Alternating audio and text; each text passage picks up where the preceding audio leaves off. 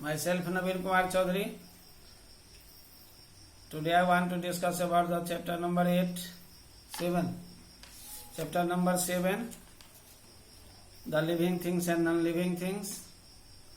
Subject science, class 6, day 3. Today I want to discuss about the living things that can grow.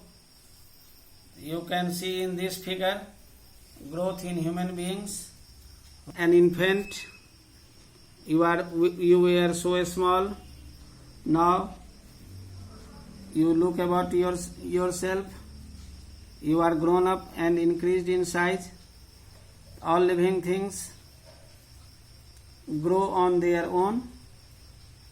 It is actually an increase in size of the body. A tiny seed grows into a baby plant, and after some time it grows into a big plant or a tree. You can see in this figure 7.8.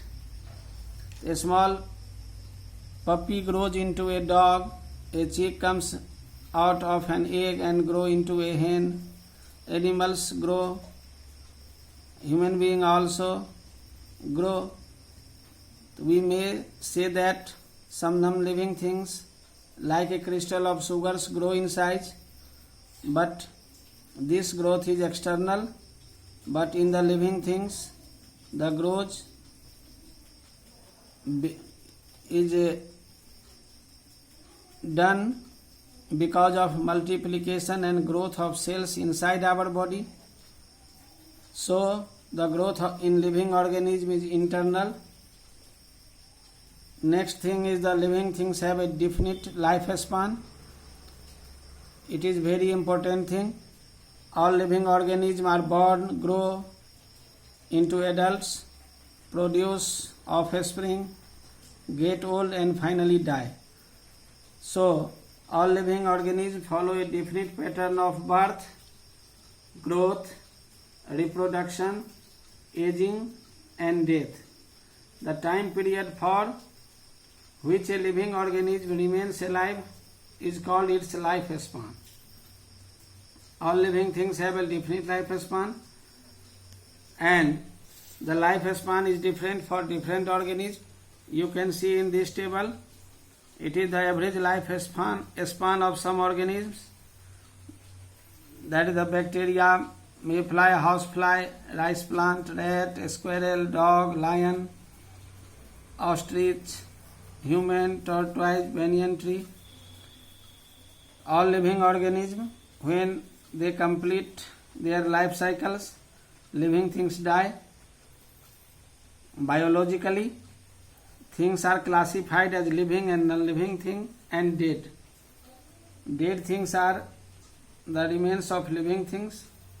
Just like you use table, chair, that furniture is made from the wood. That is the part of tree. Next thing is the living things reproduce. All living things give birth to young ones of their own kind. Animals like cow and cats give birth to young ones, whereas some baby animals like birds, frogs, snakes and mosquitoes hatch from eggs. Plants usually reproduce through their seeds or from other parts of the plant like a stem or leaves.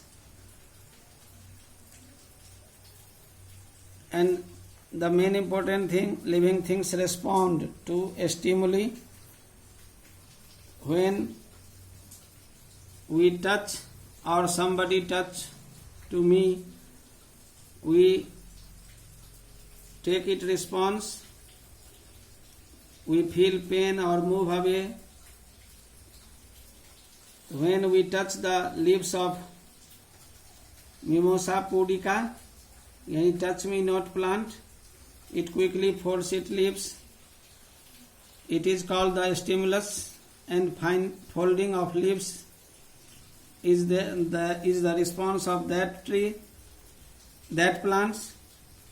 It is the change in the surroundings of any organism to which it responds. All living things respond to stimuli like temperature, touch, light, sound, and smell by moving towards it or away from it. Now you know about the viruses, the entities between living and non-living things. Viruses are microorganisms which have the characteristics of both living and non-living things. You see in this table the parameters is given of the living and non-living things that differentiate the cells, movement, food, respiration, excretion, growth, lifespan, reproduction and response. Living things are made up of cells. It can move, it need foods, it can respire, it can excrete to get rid of waste products, it can grow, and it has the definite lifespan. It also reproduce and respond. They feel and react, but non-living things don't do these things. They cannot respond, they cannot reproduce, they have not the definite lifespan, they don't grow, excrete and respire, they don't need food, they have to move, cannot move, and not made up of cells. These are the differences between the living and non-living things. That's all.